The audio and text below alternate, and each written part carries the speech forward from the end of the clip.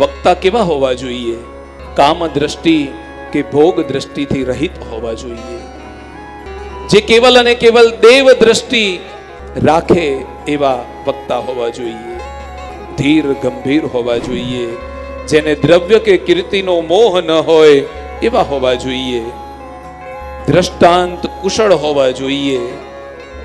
અને અત્યંત આવશ્યક આ કલિકાલમાં, અને એમાં અત્યારે છેલ્લા કેટલાય સમયથી ચાલે છે એને ટાંકીને કહું છું કે વક્તા એ બ્રાહ્મણ હોવા જોઈએ.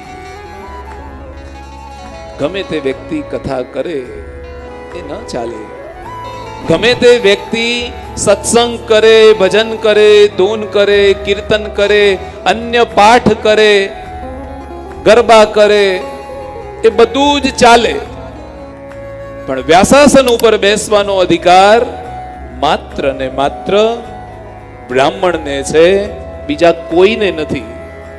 બ્રહ્મ દેવતા જે પાઠશાળામાં ભણ્યો છે, જેને કુશળ જ્ઞાન મેળવ્યું છે, જેણે આ શાસ્ત્રોનો અભ્યાસ કર્યો છે, એનો અધિકાર છે. જે બહુ સરળતાથી શ્રોતાઓના મનને જાણી અને જે કથા કહે એવા વક્તા હોવા જોઈએ.